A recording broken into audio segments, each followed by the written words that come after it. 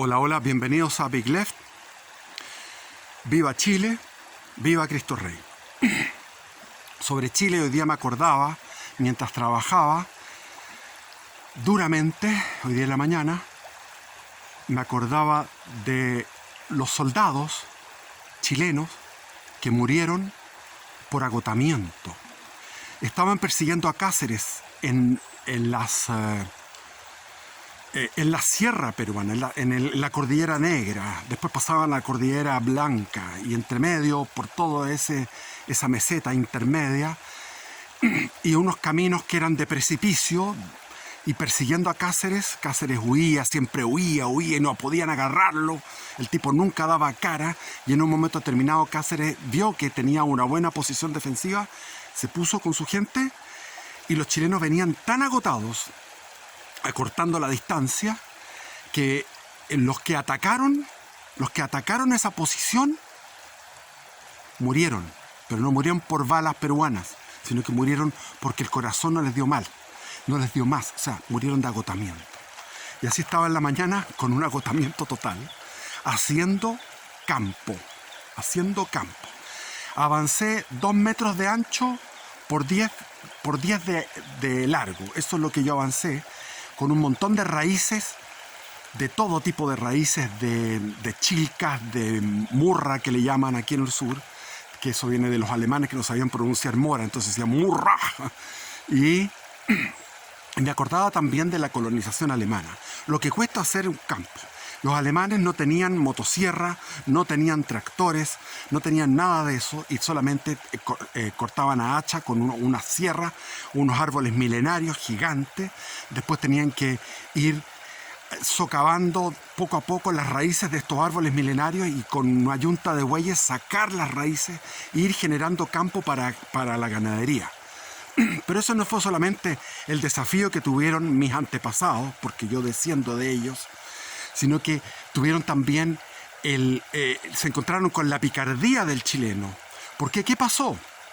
Cuando llegaron a Chile, no pudieron tener sus campos en forma inmediata. Se les había prometido campos que eran campos silvestres de una cantidad de selva. Todo esto es una selva impenetrable, y en aquellos tiempos era una selva impenetrable. Entonces no les dieron los campos inmediatamente, porque los chilenos que estaban en la zona de Valdivia, en la zona de Puerto Montt, los chilenos que no habían trabajado nada y que vivían en sus casas con los chanchos, con los perros, con los gatos, con los patos, todo adentro de la casa.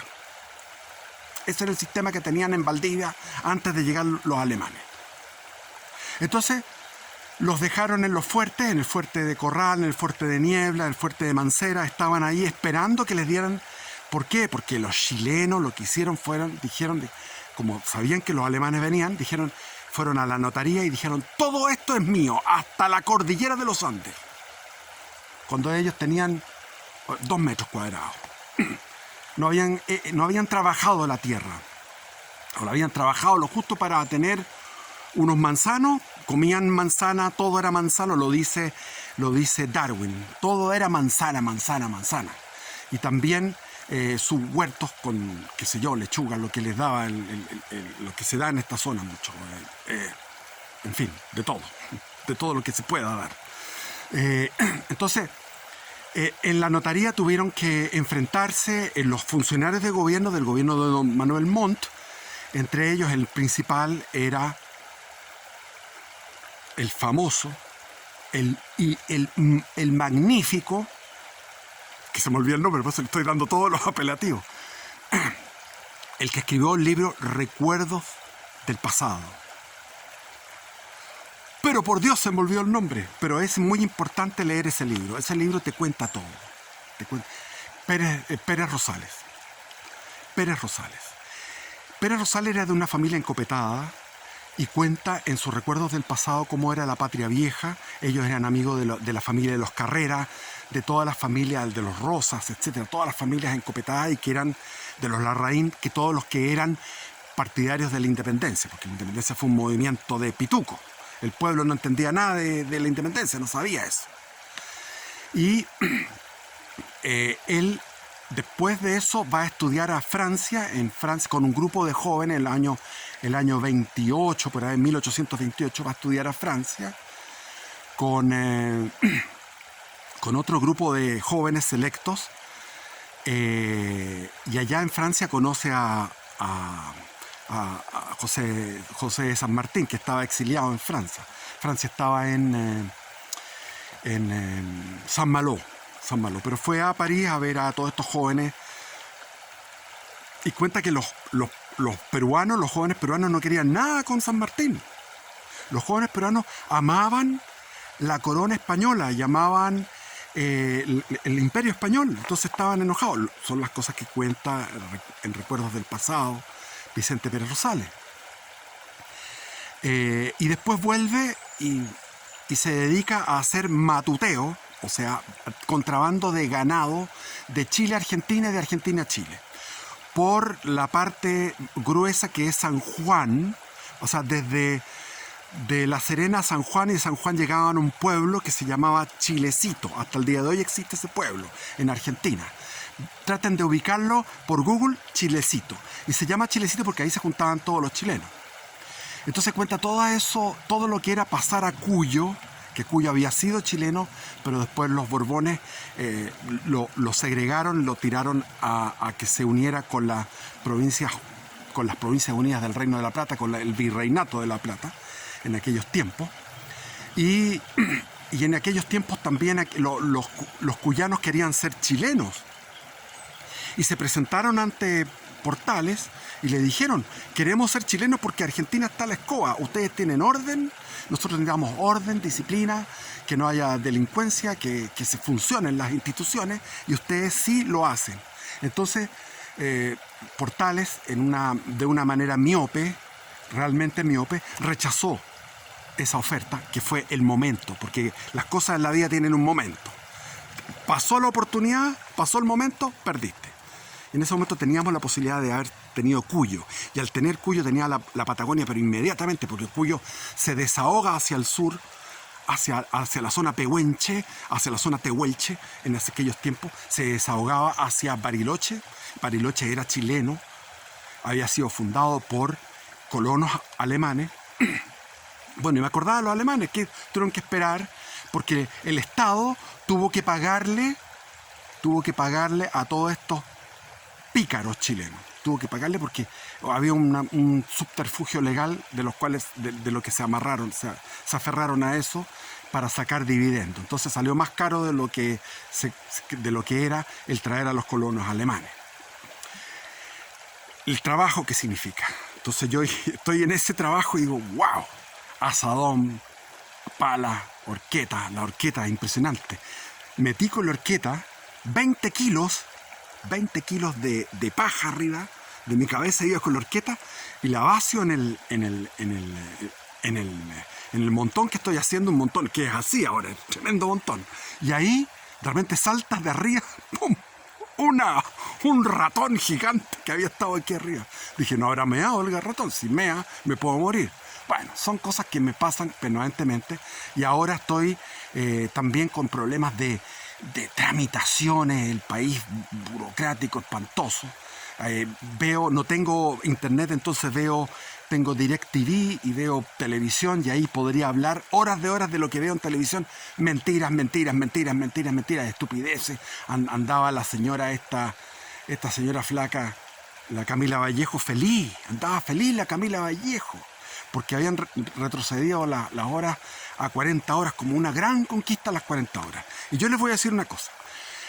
En un momento determinado yo necesité tener un negocio propio y me monté con una masandería. La masandería pasó a ser panadería, y la panadería pasó de un mini market, pasó a ser un supermercado pequeño. Logré tener 5 personas a mi cargo, contratadas, y el horario de trabajo que yo tenía era de mínimo 100 horas a la semana. Yo trabajaba 100 horas a la semana, sin ningún día libre, ningún festivo.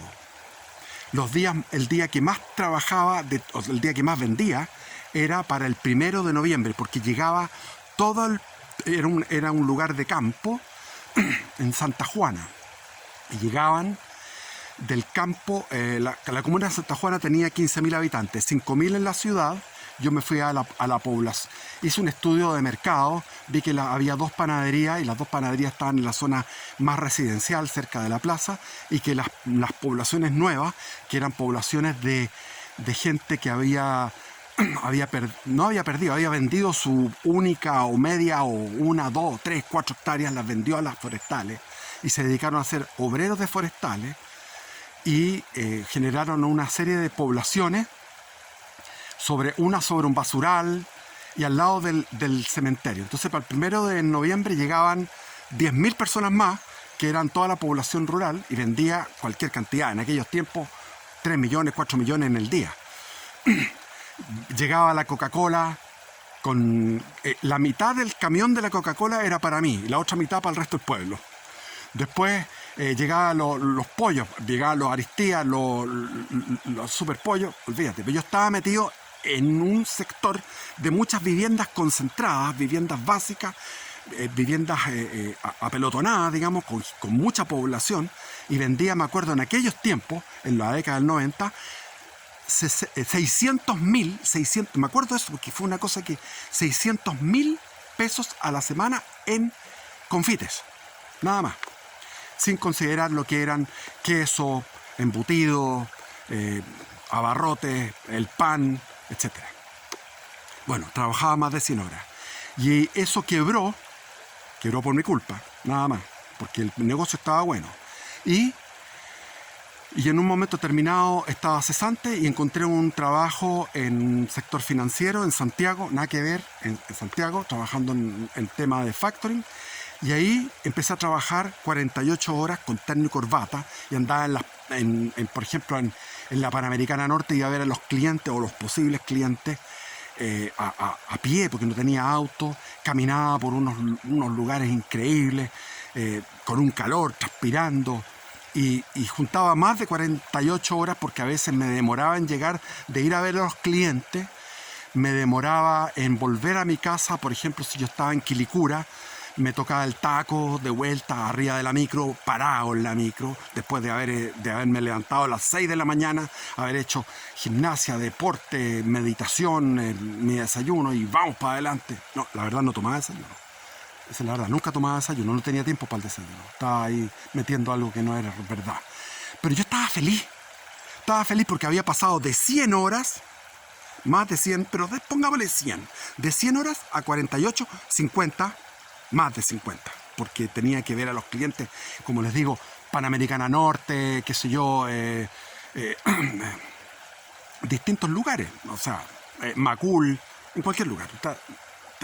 Visité, en 20 años, entré al negocio a 1.200 pymes. Entonces recorrí toda la realidad de la región metropolitana, de cómo son las pymes.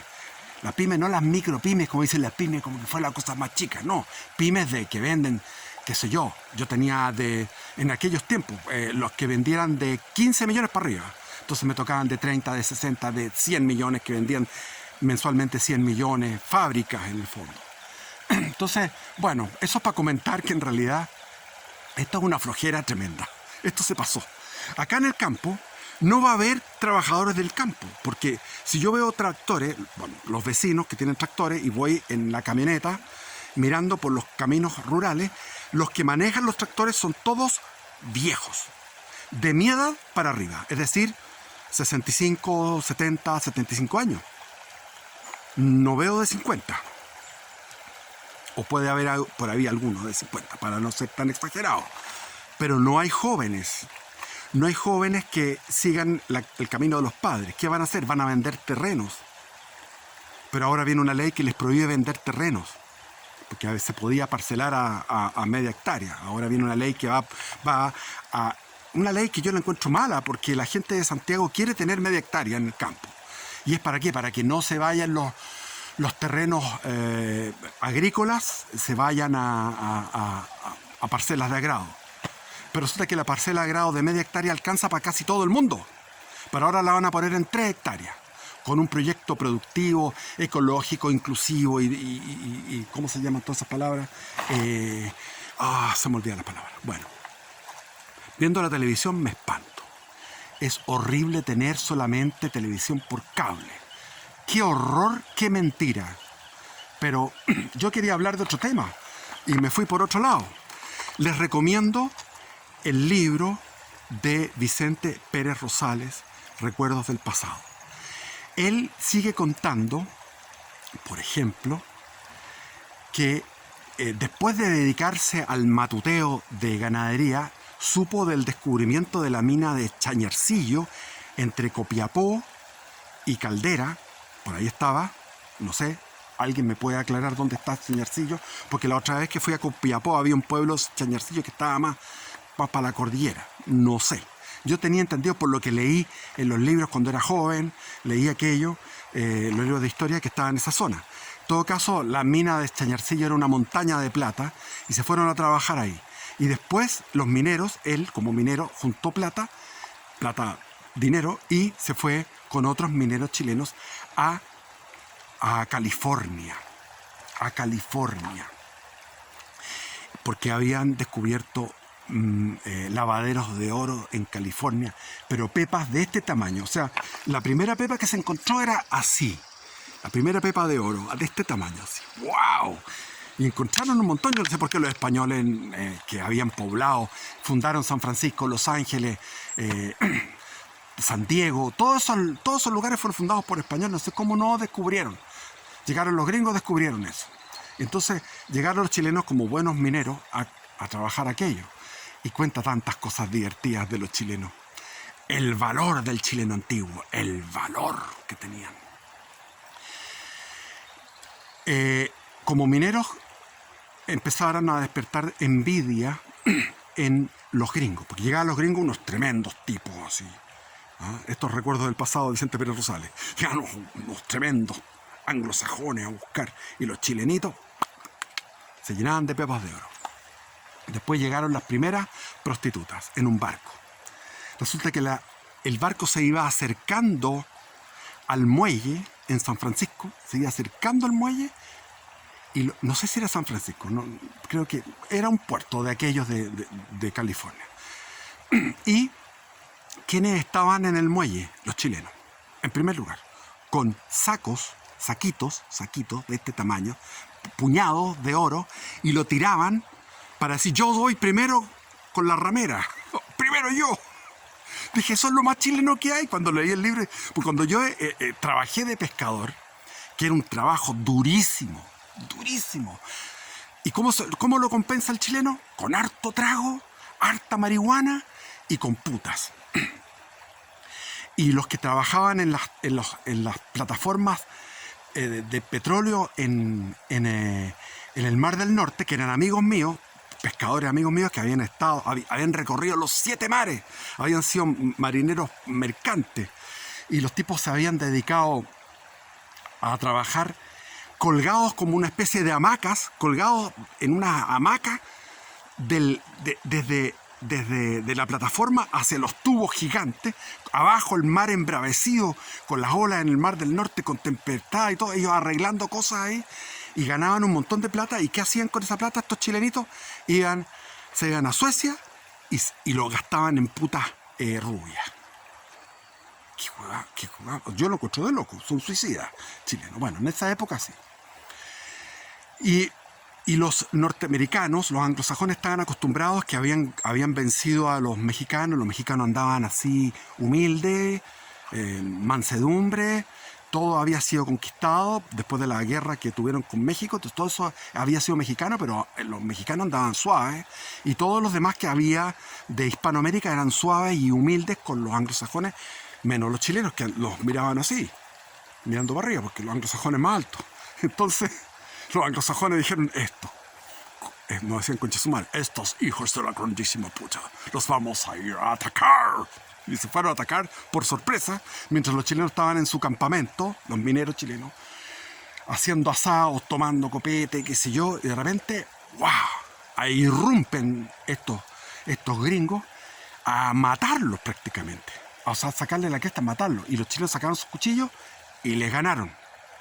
Fue una batalla contra los norteamericanos en inferioridad numérica, según lo que cuenta Vicente Pérez Rosales, y los derrotaron. Y Vicente Pérez Rosales vuelve a Chile y apenas regresa a Chile, se le da un cargo ministerial. Se le da el cargo de encargado de traer y de colocar a los alemanes, a la inmigración alemana en esta zona. Qué linda época, porque se valoraba a la persona. No era el título, ahora todos con título.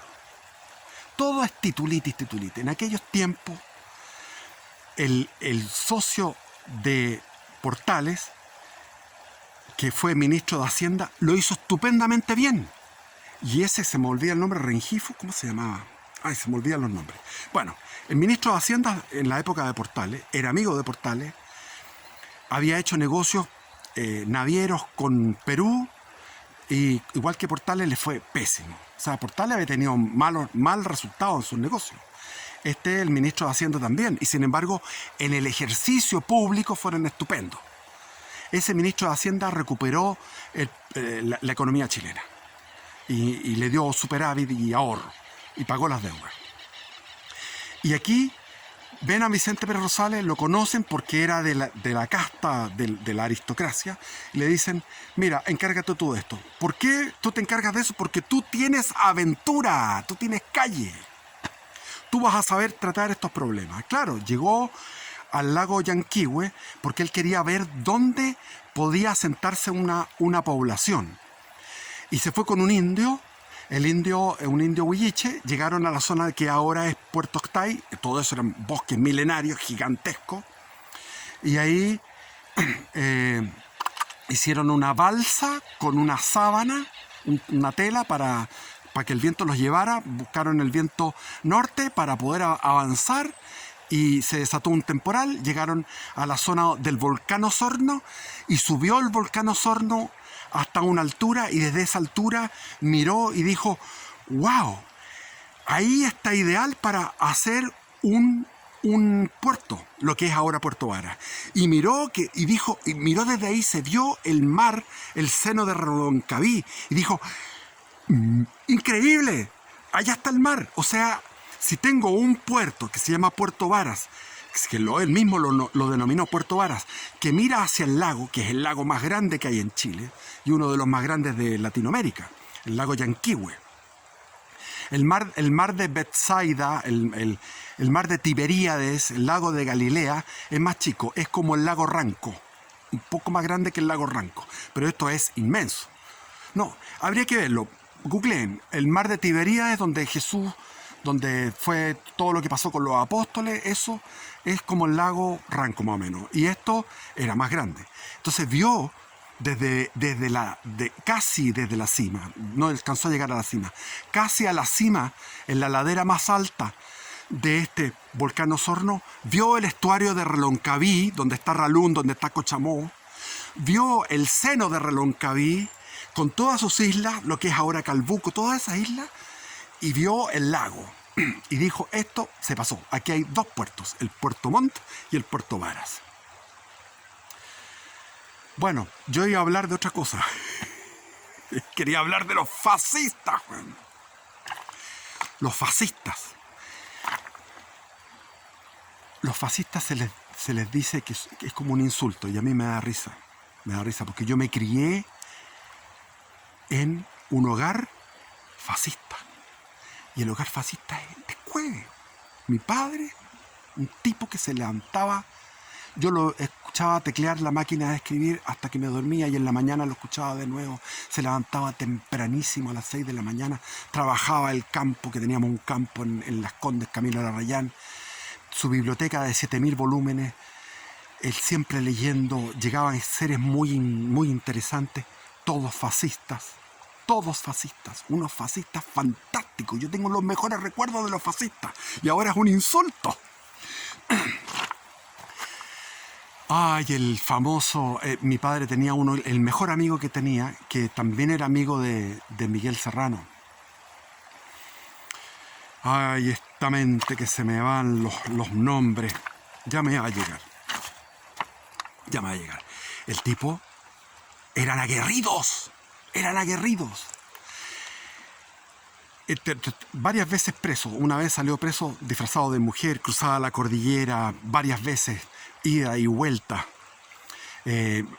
Secuestraban a los dirigentes comunistas, los llevaban a Coyihuay, el famoso complot de Coyihuay. Mi padre quedó implicado ahí y lo metieron preso en una celda de 2x2, incomunicado, mientras llovía torrencialmente, como anoche que llovía aquí torrencial. Lo sacaron esposado a enterrar a su señora, a su primera mujer, 26 años casado, enterrando a su mujer, y después volvió a la sala de castigo. Íbamos siempre donde este amigo, que se me olvida el nombre, que me da rabia esta memoria. Tengo el disco duro lleno. Bueno, y íbamos, por ejemplo, el año 73, antes del golpe, estaba como ministro del Interior Carlos Prats González, que era el general en jefe del ejército, como ministro del Interior, y Allende andaba paseando por el mundo, hablando grandilocuentemente de la revolución, de los derechos humanos y cosas así, muy ampuloso, vanidoso, le gustaba escucharse a sí mismo. Yo lo veía, cómo le gustaba escucharse a sí mismo.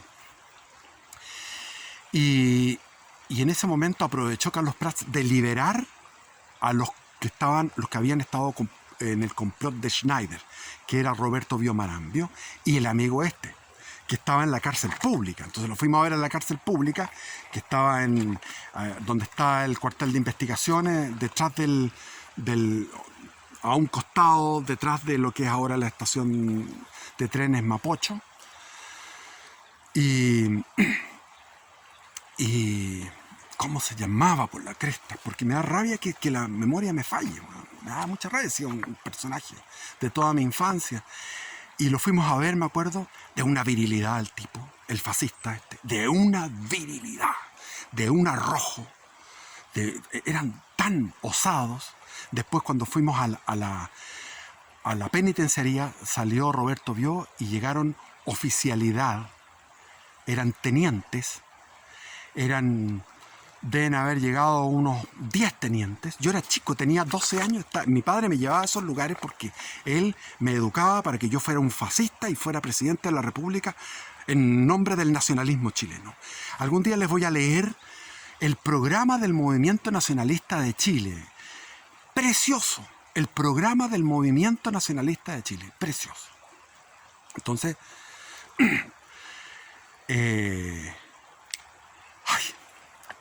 mando mando un hombrecito a buscar el nombre en la biblioteca. Y llegaban estos tenientes a la sala donde salían los presos y saludaban a Roberto Biomarambio con una efusividad. Se daban golpes así en la espalda, el saludo militar con la mano fuerte, apretada. Después se golpeaban la espalda de camaradas. Llegaba otro teniente, todos dándole el apoyo a Roberto Biomarambio. Porque el único que había tenido cojones en tiempos de Frey y cuando comenzó el problema con Allende.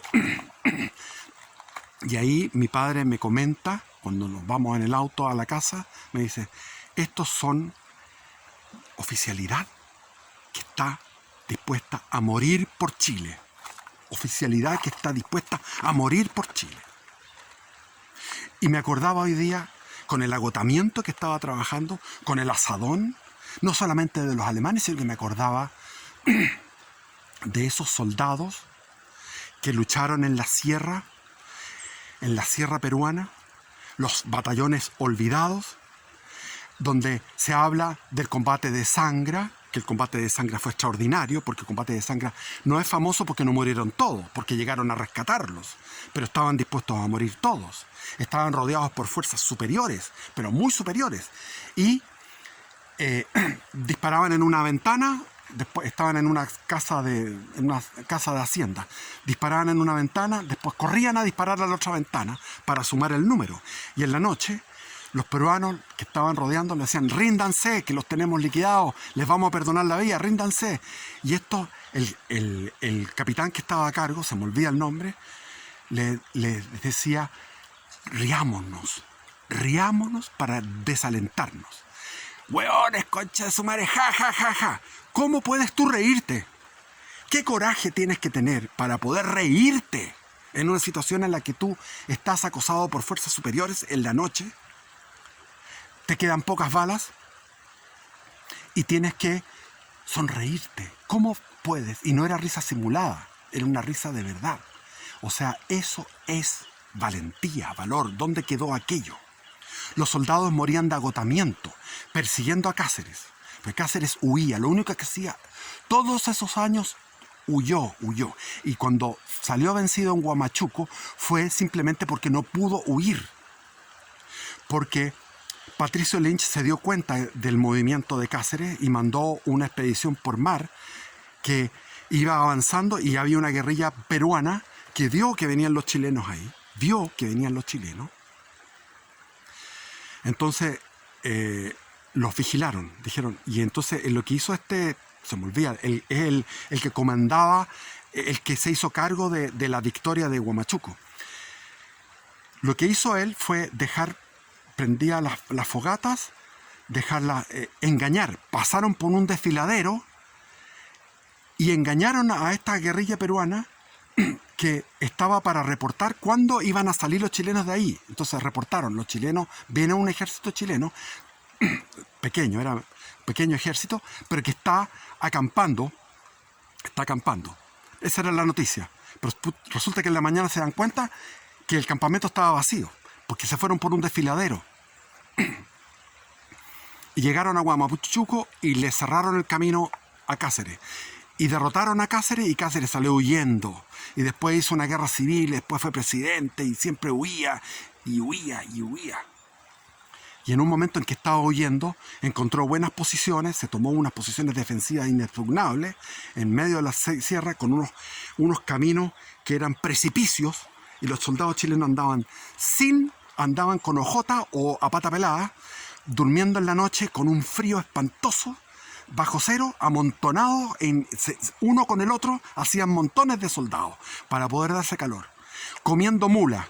¿Qué tenemos para comer hoy día? Mula. ¿Qué tenemos para mañana? Mula. ¿Qué tenemos para mañana? Mula. Todo el rato iban con las mulas, comiéndose las mulas. Y en un momento determinado están por agarrar a Cáceres. Cáceres toma estas posiciones defensivas y van estos soldados chilenos atacando y van tan cansados que murieron, pero no murieron por las balas.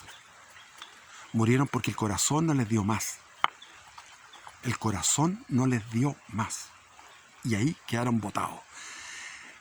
Hubo un colapso de agotamiento del soldado chileno, entregado a la bandera, entregado a la patria. Así que la batalla de la Concepción es el combate de la Concepción, o batalla, como quieran llamarlo. Habría que ver eso, porque eso es una cosa, es uno de los hechos. Hay muchos hechos de heroísmo de estos batallones olvidados, que los políticos liberales, masones, obedientes a la masonería de Buenos Aires, entregan la Patagonia Oriental, toda, sin chistar, sin disparar un tiro. 1 millón de kilómetros cuadrados, lo entregaron así. El 23 de julio de 1881, después de haber vencido al ejército peruano, el 13 de enero, y haber entrado a Lima el 15-16 de enero, en la batalla de Chorrillos y Miraflores. Después de eso, entrega la Patagonia. Porque la masonería, el Gran Oriente, lo mandaba a la masonería chilena, que estaba dependiendo de la masonería, obediente, era subordinada a la masonería de Río Platense. Eso desde los tiempos de San Martín y O'Higgins. O'Higgins era dependiente, era subordinado a San Martín. Nosotros nacimos a la independencia subordinados a los argentinos. La famosa liberación en la batalla de Chacabuco, todo eso fue una invasión argentina. Tuvo la decencia San Martín de ceder el cargo de director supremo a O'Higgins, porque su propósito era llegar a Perú, con el esfuerzo, con el sacrificio de toda la nación chilena, a liberar a Perú, a un país que no quería ser independiente, como les contaba. Esos jóvenes que estaban en París estudiando, que lo habían mandado los gobernantes liberales chilenos y peruanos a estudiar a París, y llegó San Martín, los peruanos no querían nada. Lo cuenta Vicente Pérez Rosales. Y en un momento determinado, Cáceres tenía una caballería espectacular de los niños bien de la zona de la sierra, de Ayacucho, engalanados, todos bonitos, 200 jinetes, y en un momento determinado llegan una patrulla de 25 jinetes chilenos, andaban explorando y de repente están en un valle y se dan cuenta que la salida de escape del valle está con 200, esa guardia pretoriana que tenía Cáceres, los mejores, lo que él llamaba lo mejor, 200 jinetes ahí, taponando, obturando, imposibilitando la salida del valle. ¿Y qué hicieron los chilenos? Por Dios y Santa María, los sables desenvainar, por Dios y Santa María, cargue la caballería. Y fueron los 25 y a sablazo mierda, se abrieron paso. Bajas chilenas, ni una. Bajas peruanas, no se sabe, porque pero por lo menos lo que se calcula que por lo menos tiene que haber sido 20 para poder pasar por ahí, de los 200. Salieron dispersos. Eso era el valor chileno. Y la primera batalla, combate, que fue en Pampa Germania, cuando fue la campaña de Tarapacá en 1879, en noviembre de 1879, retrocedamos en el tiempo, el primer encuentro que se da, Juan Diego Dávila, googleenlo, Juan Diego Dávila, ese era el fascista, amigo de mi padre, fiel a mi padre, toda su vida hasta la muerte, mi viejo. Ese era el valiente, el fascista, Juan Diego Dávila. Se demoró el hombrecito en encontrarlo en la biblioteca. Bueno, el combate de Pampa Germania era una compañía peruana, 125, y una compañía chilena, un escuadrón, no sé cómo se llama, compañía, 125. O sea, 125 peruanos contra 125 chilenos, caballería peruana, caballería chilena en una pampa. ¿Qué situación más igualitaria? Igual número, la misma arma, caballería contra caballería en una pampa. Resultado del combate: dispersión de la caballería peruana, una montonera de muertos, no sé cuántos, habría que consultar Google, ya se me olvidaron, pero haber sido sus 40 enemigos, bajas chilenas, no sé si hubo. ¿Dónde está ese Chile? ¿Dónde está el Chile? ¿Dónde está ese Chile? Me cago, weón. Cobardes culiados, weón. Uno ve la televisión, pura mierda. Puros hijos de puta de mierda, weón. Y ahora salió ese partido de weones estúpidos. Qué gente más baja, el partido de la gente. Partido de la gente, Max. Uno de barbita, weón, comunista culiado, disfrazado de no sé qué, weón, tonto además. Es uno de barbita que sale es un diputado del partido de la gente. Horrible. Yo a ese congreso le tiraron una bomba de un viaje. Mueren todos, no se salvan. No creo que haya nadie que se salve. Bueno, el Johannes Kaiser y los del republicano, lo mejorcito que hay. No, yo no tiraría bomba. Yo lo que haría, si fuera almirante en jefe, hago un golpe como lo hicieron el 7 de enero de 1891. 7 de enero la Armada se rebeló contra el gobierno. Y punto. Y ganó la guerra. ¿Por qué no lo hacen ahora? ¿Qué tienen que hacer? ¿Qué tiene que hacer el almirante en jefe? Tomar Valparaíso. Y toma el Congreso. Agarra a todos esos hueones. Cuando están en sesión, los agarra a todos. Y los lleva a los barcos. Rehenes. Todos rehenes. En los barcos de guerra. Y nos vamos para el norte. Vamos para el norte. Agarramos todas las minas de cobre. Lo que hicieron esa vez. Agarraron todo el salitre. Tomamos Antofagasta. Tomamos Iquique.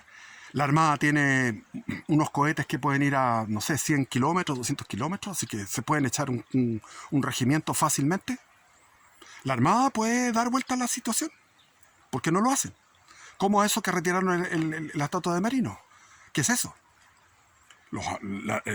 Son hijos de Lord Cochrane, de Blanco Encalada, de Arturo Prat, de Carlos Condel, de La Torre. Vamos sumando. O sea, la Armada tiene, pero para dar y regalar. Y si ustedes van a Japón, van a encontrar en la Escuela Naval Japonesa tres estatuas de los máximos exponentes mundiales de lo que es el heroísmo, el cumplimiento del deber de un marino. Está el Togo, que fue el que derrotó de una manera espectacular a la flota rusa. Después está Nelson.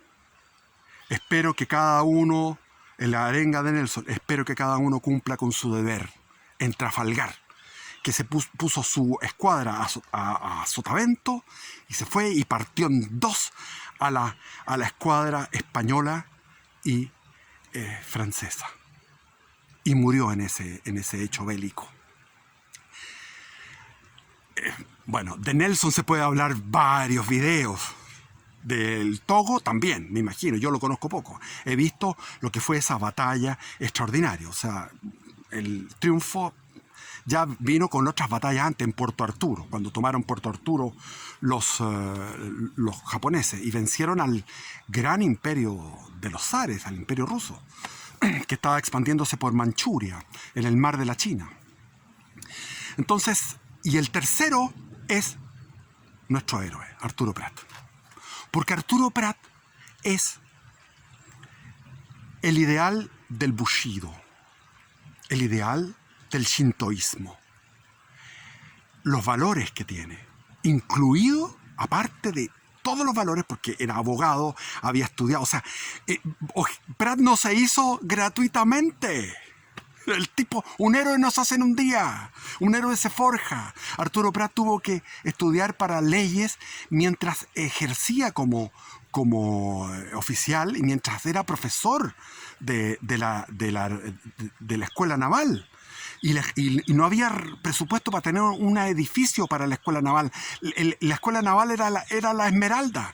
Y cuando vino una tormenta, una tempestad ahí en Valparaíso, se rompieron las anclas y la Esmeralda se iba a encallar. Prat salió de su domicilio, fue al malecón, se subió a un bote y los tipos de los boteros no querían ir para allá. Entonces él dijo, acérquenme a la Esmeralda. Él se tiró al agua en medio de la tormenta, en las olas, con vientos huracanados, se subió a la Esmeralda y la timoneó y la salvó. Entonces Prat no se hizo en un rato. Y cuando fue a Buenos Aires se dio cuenta de lo que estaban urdiendo los argentinos. Y dijo, en la Patagonia hay riquezas, sin duda alguna que hay riquezas. Y el ideal del Bushido incluye la cortesía. Cuando Prat estaba en pleno combate naval de Iquique, cañoneado desde tierra, cañoneado desde mar por el acorazado Huáscar, él en un momento determinado había una mujer, no me acuerdo cómo era el lío, pero había una dama con un hijo, que estaba en un pontón, en una balsa. Y él en ese momento se dio cuenta que las balas podían llegar y paró la Esmeralda, detuvo el andar mortecino de la Esmeralda de 4 nudos, lo detuvo para que pudiera un bote ir a rescatar a esa dama. Cortesía en medio del combate, en medio del fragor. Todos los valores del Bushido, vean en YouTube, o sea, en Google, valores del Bushido, el Bushido. Esos valores que son tan amados por los japoneses, de integridad, los tenía Prat. Y por eso que está entre los 3.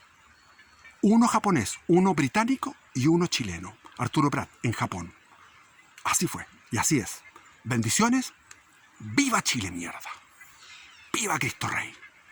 ¡Adelante! Con la fuerza de la historia venceremos. Chao.